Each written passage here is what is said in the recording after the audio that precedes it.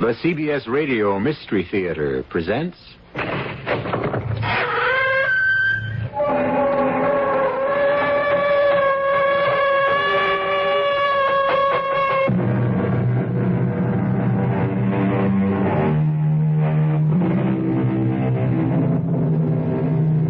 Come in.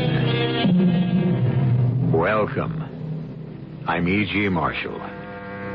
Not many people, I suppose, remember the name of the writer Joseph Sheridan Le Fanu. Yet among fans of the Gothic tale, he is considered by many as the equal of the great masters such as Poe, Stevenson, and de Maupassant. Judge for yourself as you listen to perhaps his greatest short story, grisly, ghoulish, and inexpressibly haunting. The candle is out. No! It is too late! He has come for me! Don't leave her alone in the dark. The door! I can't budge it!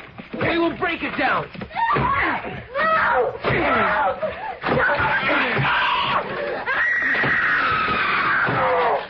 She's not in the bed.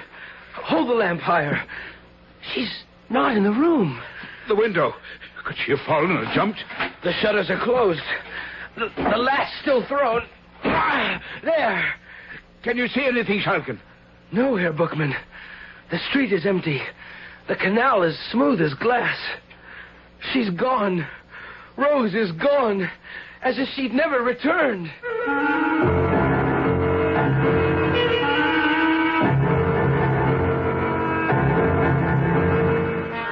Our mystery drama, Till Death Do Us Join, was written especially for the Mystery Theater by Ian Martin and stars Don Scardino and Roberta Maxwell.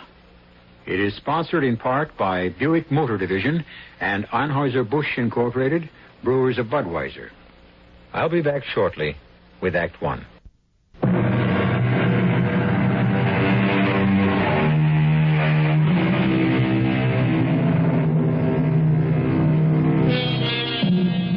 Of all the painting he must have done in his solitary lifetime, there exists today, in remarkable condition, only one canvas of Godfrey Schalkens, pupil of Gerard Bookman, who in turn was a pupil of the great Rembrandt.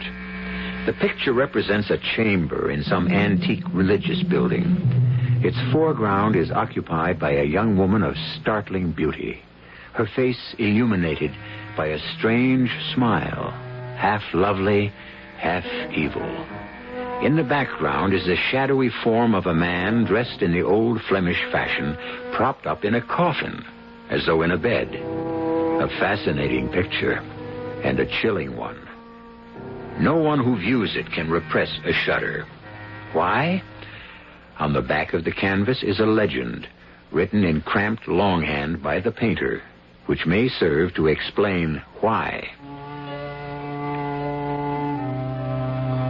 They think me boorish, rude, and laugh at my slovenly ways and filthy habits. But they buy my pictures, for I am an artist beyond peer. My whole life I have devoted to trying to forget what I once was. The only life I have had is canvas and pigments, and a search for escape in the only fashion I can accomplish it.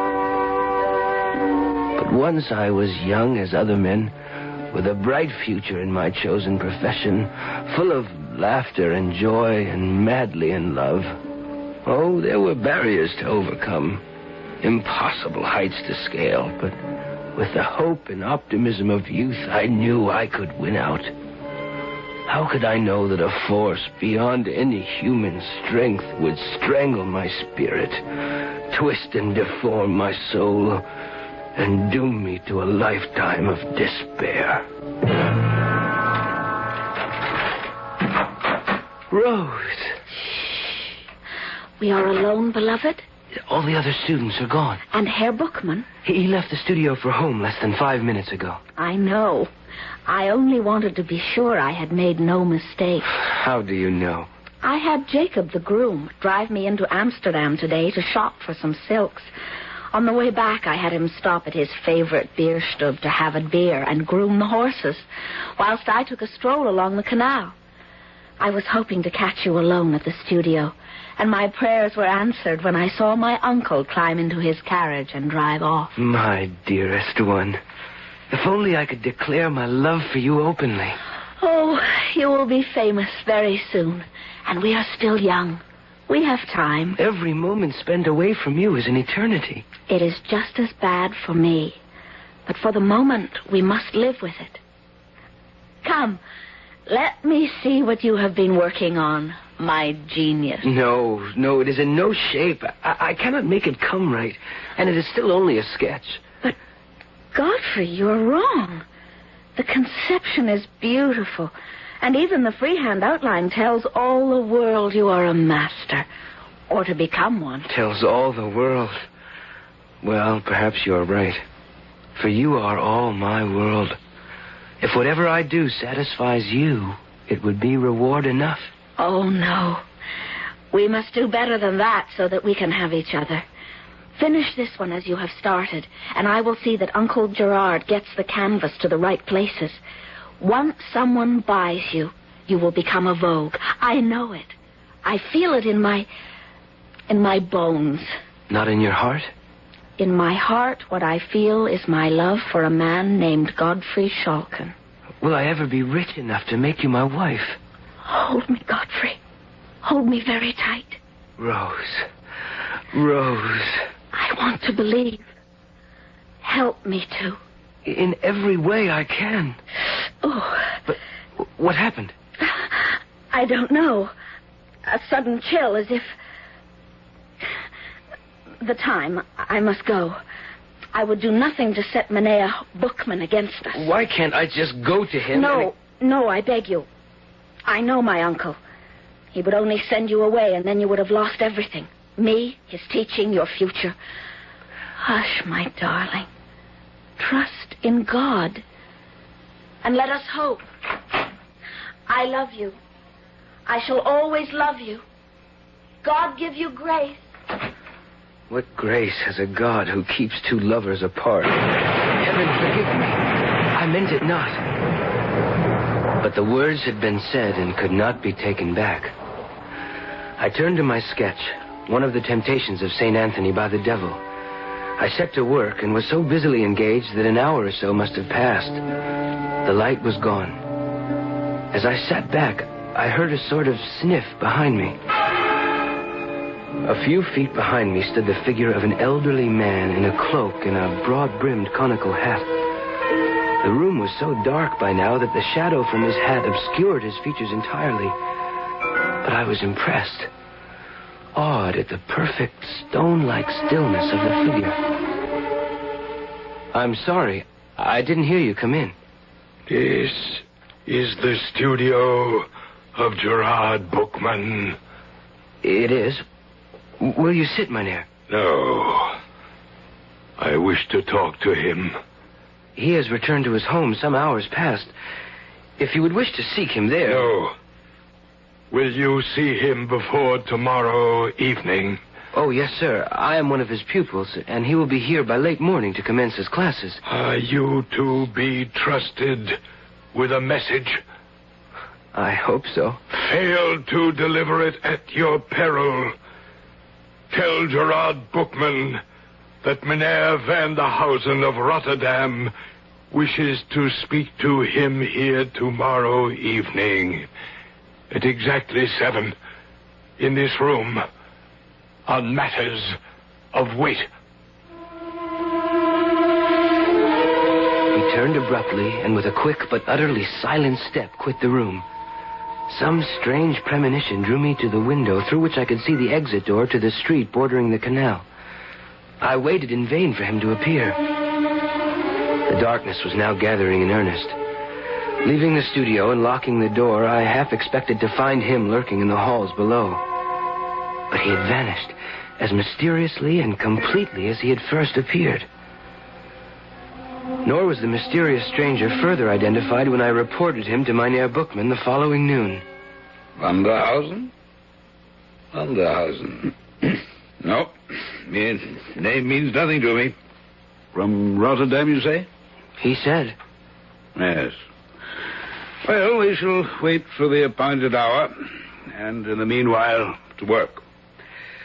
I have looked at your sketches on the temptation of St. Anthony. The line, the chiaroscuro, the coloration are acceptable, well done and conceived. But the expressions, it's as if St. Anthony were the devil and the devil the saint. What is your conception? Why? Your Honor, I cannot answer. I do not know. Well, the other pupils are arriving. And let's see if your conception can improve during class studies.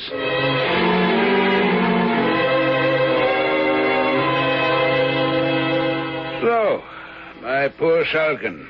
The others are all gone, and I had little time for you today. How went the canvas? I don't know, Master. I found it hard to concentrate. And so did I.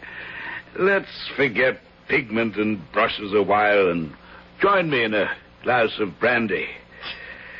It's been a long, hard day, and I have some strange premonition. This visitor you tell me to expect bears some ill tidings. Well, at all events, let's fortify ourselves against ill chance. Your health. Your health. At 7, you said. He said. Vanderhausen. Never heard of the man. What can he want of me? A portrait? A poor relation to be apprenticed? A collection to be evaluated? Well, you should soon learn. The Stadthouse is sounding the hour. I should leave. No. Stay with me, Godfrey. You're young and strong. And for some reason, I have a foreboding about this mysterious appointment. No, the clock has ceased. I shall not wait too long for... He seems to be here, sir. I'll go. Let him in. By your leave, young sir. You are Gerard Bookman? I am. I have the honor to address Mynheer Vanderhausen of Rotterdam. The same. I understand your worship wished to meet with me, and I'm here, as you see, by your appointment. It is well. Is that a man of trust? Well, he's my prized pupil, of course. Yes. Well, then let him take this box of leather and get the nearest jeweler or goldsmith to value its contents. Why? That I will explain to you alone. But I wish him to return with a certificate of the value of the contents. That is a strange request, Mynheer. May I ask the reason? When we are alone. And I think Jan Spuiten in the next street will still be open. Godfrey, will you gratify the gentleman's wish? Your wish, sir. I will take as little time as I can. I had in my hands a small leather case, about 9 inches square, surprisingly heavy for its size. I was less curious about its contents than the conversation I was about to miss. If I could even have dreamed of its subject and the consequences. But how could I? Instead of clairvoyance, I reacted normally to my master's order and sought the information I had been asked to get. Who is it? Godfrey Schalken, pupil of Master Gerard Bookman. Were it not for your master's good offices and the designs he presents me with, neither God nor the devil would persuade me to open up at this late hour. Well, what is it, young sir? My master bid me bring the contents of this leather case to you for evaluation. That scuffed and crumbling jewel box? What nonsense. Still, by its antiquity, it's curious and challenging. But come in, by all means. The wind makes enemies of my old bones.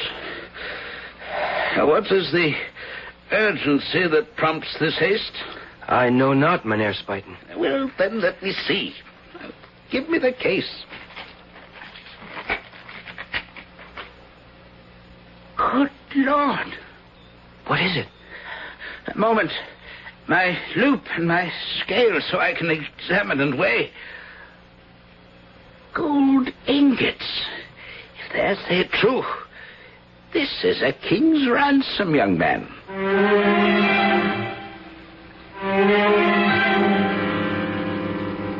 If Godfrey Shulkin had only known or guessed, he might have been tempted to seize the fortune in gold ingots and bury it in Amsterdam's deepest canal. For the contents of that scuffed, scraped case, soiled with age, were to turn his life about and transform him from a young, carefree man to the bitter, hating wretch who painted with the flair of the gods. I'll be back shortly with Act Two.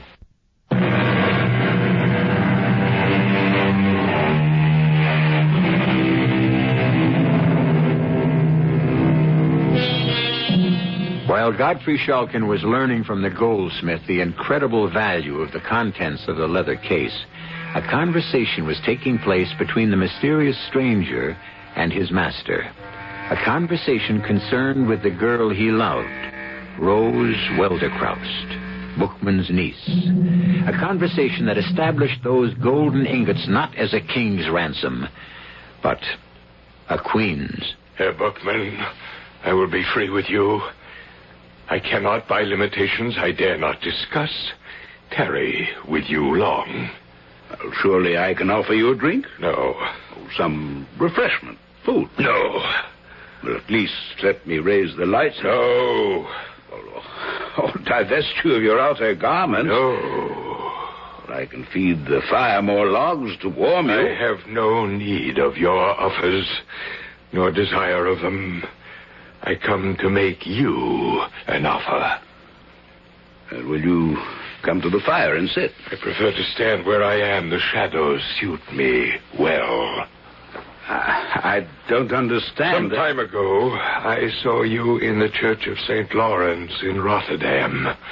With you was a young girl of exceptional beauty, whom I later ascertained was your niece. I desire to marry her. Without meeting her, conversing with her, just from one glimpse? That was enough to convince me she was the woman I desire to share my future with.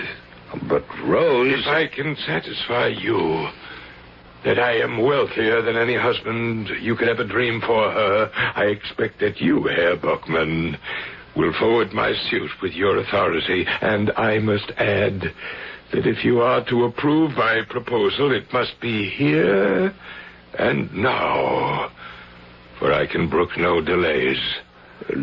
You're extremely arbitrary, Mynheer. I am constrained to be. I offer no apology.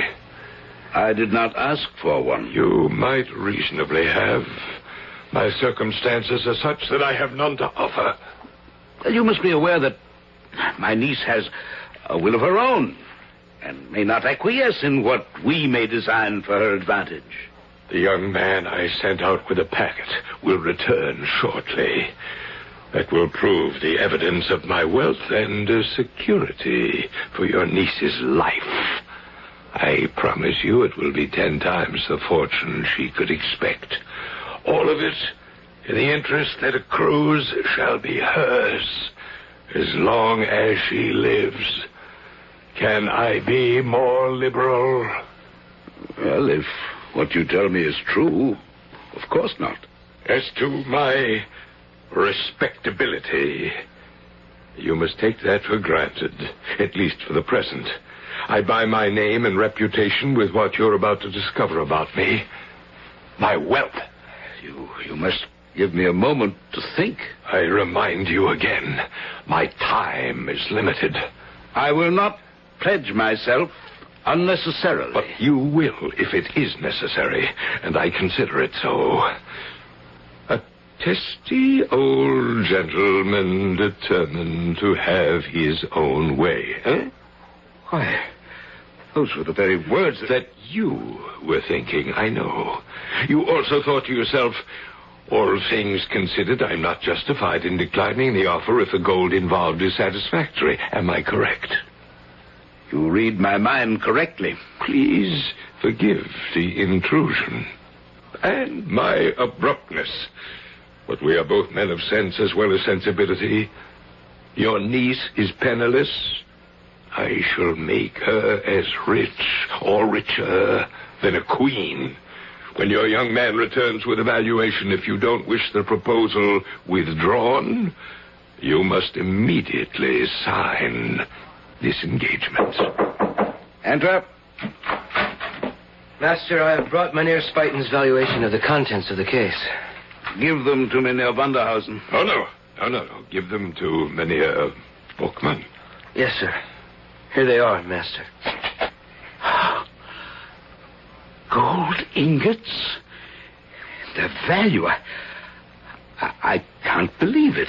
Neither could Jan Spuyten or myself. I fled back through the streets, searching every shadow. I have never seen so much wealth. 10,000 guilders. A token only. My wealth is limitless. Will you sign the contract now? A moment. My eyes are tired and the light is dim. This youth must witness the contract. Let him read it to you. Will you, Godfrey? Yes, Master. This document represents an irrevocable agreement by Gerard Bookman as guardian at law to give Wilken Vanderhausen the hand of his niece, Rose Velderkaus. Go on, boy, go on. Of his niece, Rose Velderkaus, in marriage within 1 week of the date of this document. In exchange for this covenant, the said Wilken Vanderhausen agrees to provide as a marriage settlement a package of gold ingots. I don't think it's necessary to read the rest. It's only the jargon of advocates.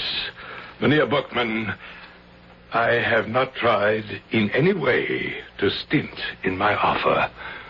Now, are you, for your niece's sake as well as for your own, content? Well, I would dearly like perhaps another day to consider. Not 1 hour. Very well. I am content. I can scarcely deny my niece her good fortune. Nay, Godfrey? How can I presume to offer an opinion, except that Rose, your Frau Velderkaus, should she not be consulted? A young girl is not the best judge of her future. Rose is my responsibility. Lovely as she is, when could she have such a chance again? Mynheer Vanderhausen, I'm content. It is a bargain. Mm-hmm. Then sign at once, I implore you, for I am weary. Very well. And now, the witness. I can't. I won't. What's this, Godfrey?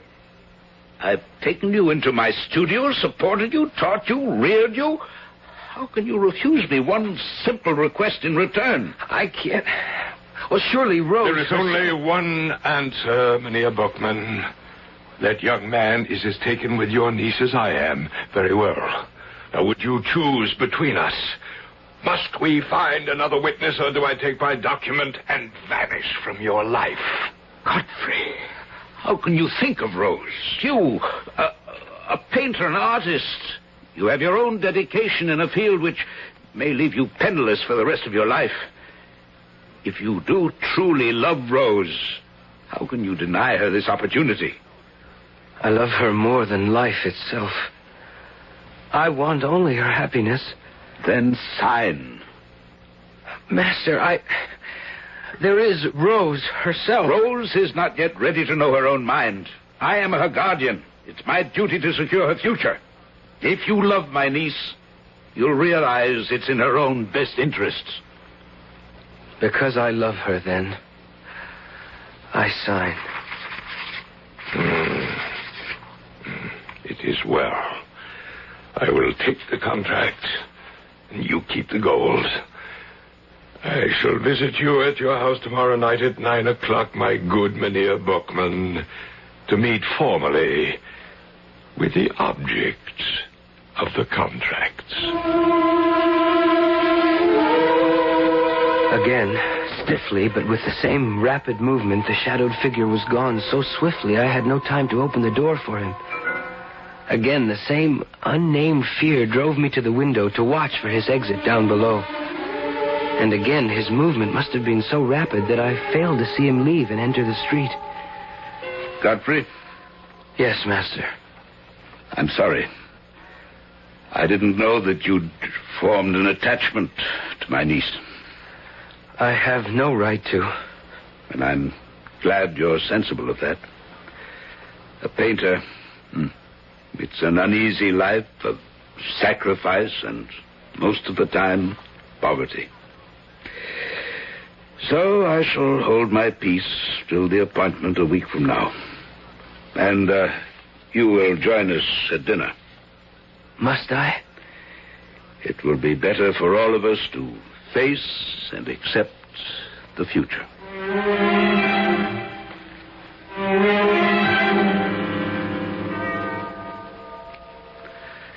It's striking 9, Rose. Is all arranged? As you see, Uncle. You're a perfect hostess. The fire shines like burnished gold, and the table is set immaculately. Godfrey, a glass of wine? No, thank you, Master Bookman. You seem nervous. I am. I hope you're not going to lose control of your feelings. It isn't that, Master. Then what? I can't quite explain it. A strange foreboding. You feel it too? Does Rose know what the occasion is? No. Then it is not too late. I've signed the contract. My word alone is its bond. But the paper is the final arbiter. Then there is no escape. Escape from what? A marriage settlement beyond my wildest dreams for my brother's daughter? I commend you to control your foolish dreams. I've done what must be done. And our guest is here. Rose? Yes, Uncle. Come stand by me to greet our visitor. Yes, Uncle. This time the room was brightly lighted. This time the mynheer had to shed his outer garments. This time we could see his features for the first time. His undersuit was a rich sable garment, his stockings of dark purple, his feet enclosed in shoes adorned with roses of the same color. His hands were enclosed in gauntlets, his hair long enough to rest on a plaited ruff. So far, all was well. But the face was a bluish, leaden hue, such as metallic medicines sometimes produce. The eyes muddy white and startlingly prominent with the glaze of insanity, and the lips a deep purple, almost black, twisted in a sensual, malignant, almost satanic fashion, such as my unwilling fingers had wanted to trace on the face of my St. Anthony. The effect was so startling that for a long moment no one could speak. It was as though some devilish humor had dressed a corpse from the grave and invigorated it far enough to walk and talk and enter a room with the living.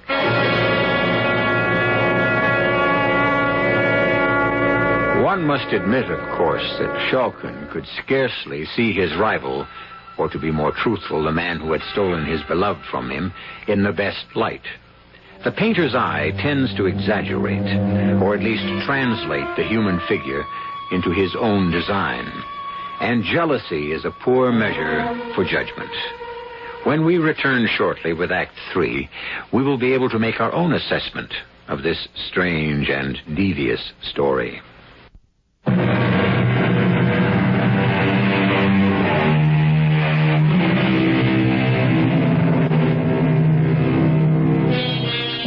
The stranger spoke little during the half hour or so he stayed. Nor could his host manage many more words. Such, indeed, was the nervous terror that Vanderhausen inspired, that it was an effort not to fly in panic from the room. Something undescribably odd was about him. His movements, as if directed by a spirit unused to managing the machinery of the body. And two things were remarked by all. The fact that his eyelids never closed, and that his chest was motionless, unstirred by the process of respiration. It was with a feeling of infinite relief for all when the door finally closed behind him. Oh, thank God. Are you all right, Rose? No. I feel as chilled as someone with fever.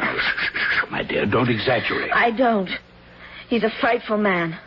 I wouldn't see him ever again for all the wealth in the world. Don't be a foolish girl. A man may be as ugly as the devil, but if his heart is good and his actions match it, he's worth more than some handsome puppy with neither brains nor prospect. I don't want to talk about him anymore.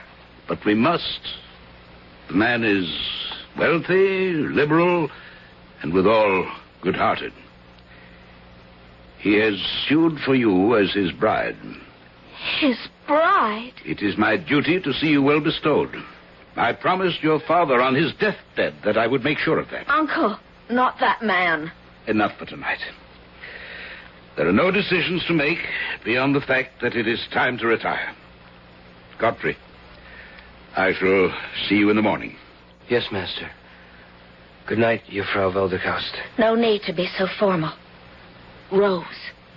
And good night, Godfrey. Don't look so troubled. Nothing has changed. My walk home will be lighted by that knowledge. Good night, Master Bookman. Good night, my boy. And remember, you're an apprentice painter. That is your first and most important loyalty. I am acutely aware of where I stand, Herr Bookman. Good night. Why were you so severe with him, Uncle? Because we live in a world of reality. What do you mean? Do you realize that Mynheer Vanderhausen, who visited us tonight, has guaranteed you 10,000 guilders of your own as an earnest of his love and admiration for you? I have them here. 10,000 guilders? It's his way of saying how much he loves you. Love, for all its charms, is not the most important thing in the world. You will marry Mynheer Vanderhausen according to the contract. The mood of hope that my beloved had kindled in me barely lasted till my return home to the bare and cheerless garret I lived in. Even if in my sleepless bed-tossed night I might have held to some grain of hope, the next day would have dispelled them forever had I been at the Bookman house. Another tradesman's wagon. What can it be now? I can't wait to see. Oh, Uncle, did you ever see such riches? Never. Look at this scarlet domino. How could he know it would be just the right length? Feel the richness of the velvet. And trimmed in white ermine, even to the hood. Oh, I'd love to paint you in that. The hood framing your face. You're all beauty. What woman would not be in such a cloak? If only Mynheer Vanderhausen... Hush. Leave his appearance alone. You'll soon accustom yourself to it. Slippers in every color. A casket of jewels fit for an empress. This white pure silk for my wedding gown. And the lace for my veil and train. Oh, Uncle, was any man ever so generous? Only the beginning, Rose. Whatever doubts I might have had, I think I've chosen your future well. And I, too, dear Uncle. I will put Godfrey from my mind. In fact, he is already fading. Look at this necklace. This emerald pin. Oh, thanks to you, dear Uncle. I may be the luckiest girl in the world.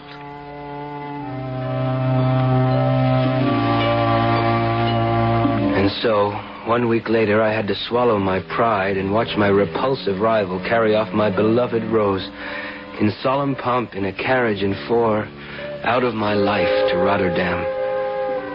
But I was mistaken. Rose Welderkaust, now Rose Vanderhausen, was not out of my life yet. And I brought you home, my boy, to sup with me because I'm worried. And I've no one else to turn to. You may always count on me, Master. In all things, I know. In particular, this one. Contrary to all promises freely exchanged, it's 4 months since I've heard of my niece. Not one word. I'm too old to travel. Will you then be my emissary and take this letter to the Bohmkey to inquire after my niece? If you desire me to. I do. You shall stay the night and take the coach for Rotterdam on the morn. I will issue you such funds as you need, and I pray you return post-haste with what word of comfort you can bring me. I will waste no time. I promise you.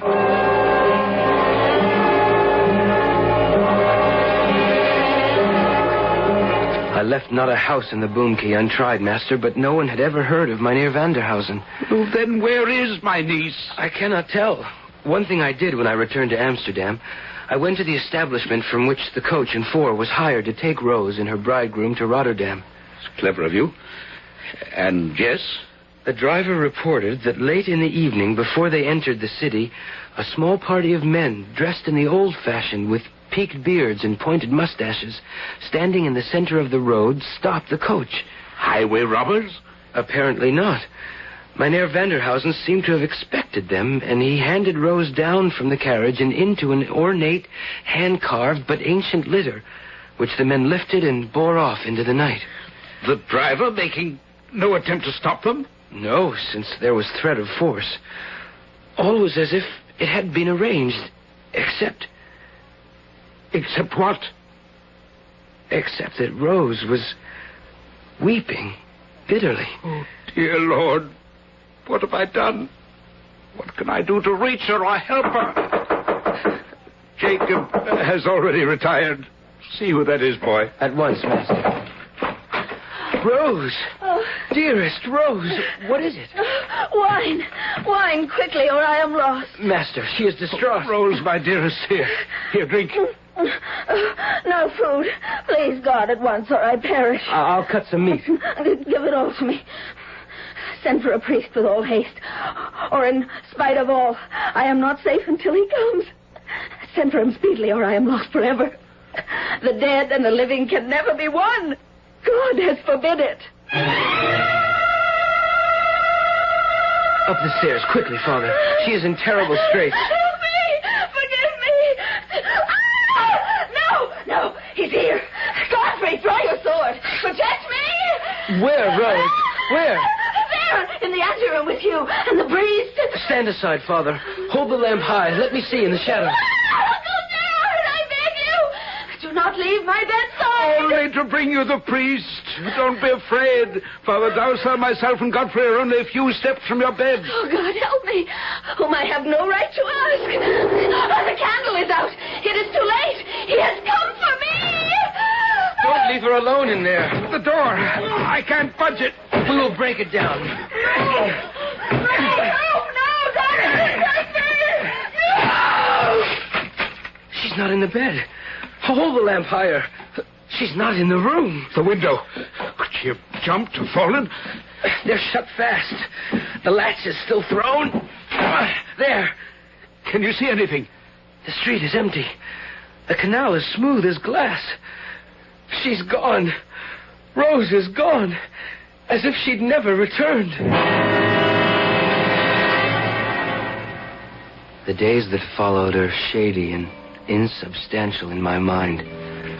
Half crazed with grief, and at Herr Bookman's remorseful request, I returned to Rotterdam, to the chapel of St. Anthony, where Vanderhausen had first seen Rose.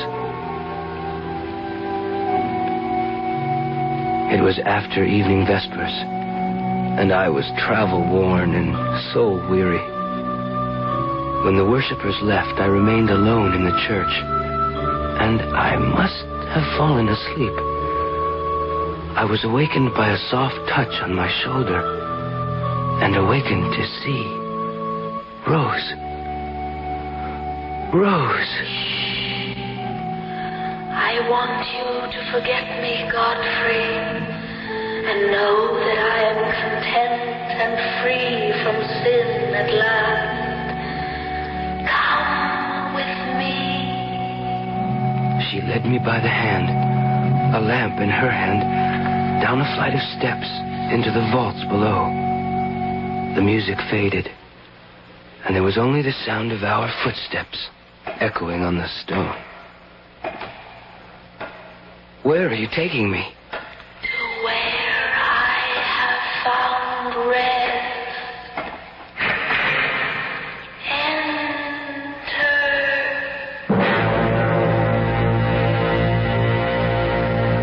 The room was a bedroom, richly furnished. Its main feature, a great 4-poster bed, the curtains drawn. She crossed to them, smiling, and said, You see, we are united at last, my husband and I. Sitting bolt upright on the bed, held in its position by the pillows, was Mynheer Vanderhausen. The costume I recognized. The face, what was left of it, was still livid as I had first seen it. But by now the bones showed through the decayed flesh. The hands were little more than the claws of a skeleton. Exhausted as I was, overcome by emotion, the room suddenly swayed, and I lost consciousness.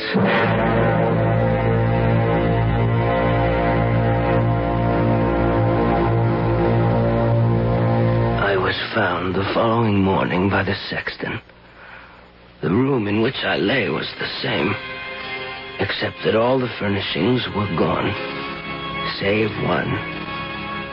In the place of the 4-poster bed was nothing but a large and ornate coffin.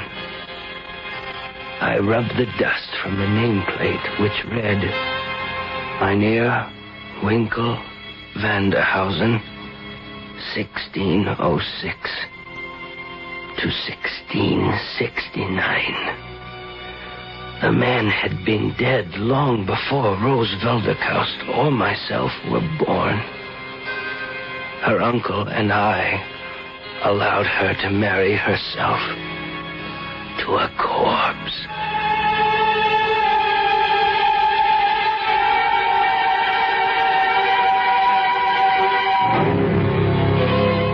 A sad and terrifying story, not calculated to make sleep any easier tonight, and yet a fascinating and absorbing one, as all of us are drawn irresistibly to the macabre. Besides, of course, it wasn't true. Or was it? To Godfrey Schalken's dying day, it was for him. So who is to say that it couldn't have happened? Not I. As I said in the beginning, you make your own judgment. I'll be back shortly.